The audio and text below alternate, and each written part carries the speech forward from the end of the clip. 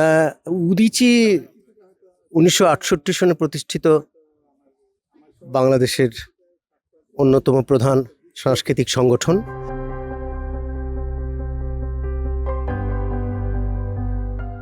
সারা বাংলাদেশের সবচেয়ে বেশি শাখা এই সংগঠন রয়েছে এবং পৃথিবীর বিভিন্ন দেশেও এর শাখা রয়েছে।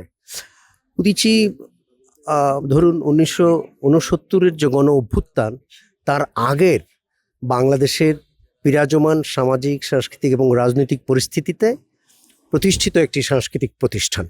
এই সংগঠন প্রতিষ্ঠাই হচ্ছে বাংলাদেশের শ্রমিক, কৃষক, মেহনতি, মধ্যবিত্ত সাধারণ মানুষের সাংস্কৃতিক এবং রাজনৈতিক অধিকার প্রতিষ্ঠার জন্য সাংস্কৃতিক সংগ্রাম পরিচালনা করা।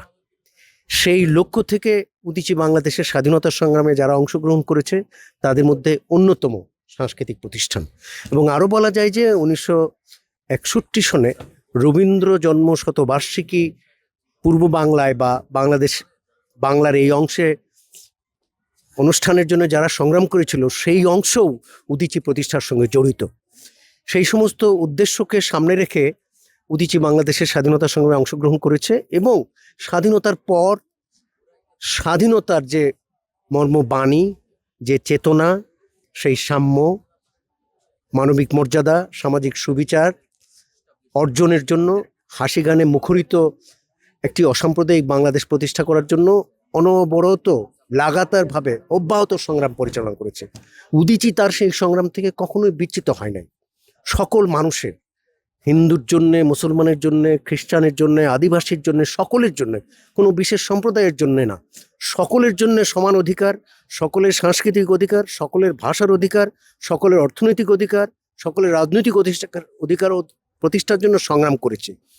এই দৃষ্টিভঙ্গির কারণে উদীচী নানা সময় সাম্প্রদায়িক মহলের কুপদৃষ্টিতে পড়েছে।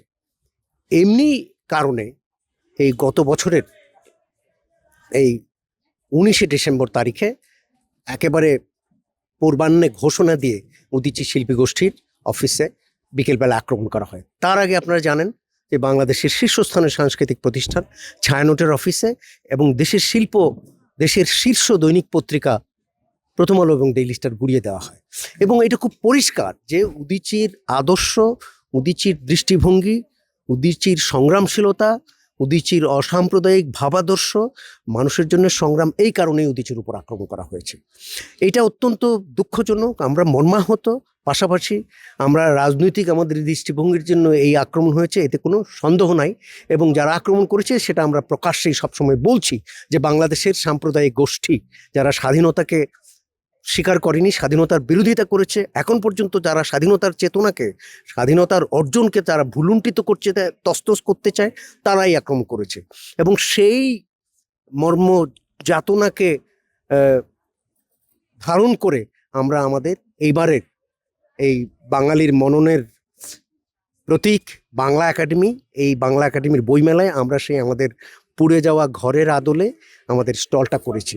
আমরা এর প্রতি ধিক্কার জানাই, প্রতি আমরা প্রতিবাদ জানাই এবং দেশের মানুষের প্রতি আমরা আহ্বান জানাই যে আপনারাও এদের প্রতি ধিক্কার জানান, প্রতিবাদ জানান, আমাদের সঙ্গে সংহতি জানান এবং ভবিষ্যতে যাতে উদীচীর মতো সাংস্কৃতিক প্রতিষ্ঠান, প্রথম আলো, ডেইলি স্টার কিংবা ছায়ানটের মতো প্রতিষ্ঠানে যেন আক্রমণ করার মতো হীনমন্যতা, সাম্প্রদায়িকতা এদেশের কোনো সংগঠন আর প্রদর্শন না করে, সবাই যেন শান্তিপূর্ণভাবে তার মত প্রকাশ করে।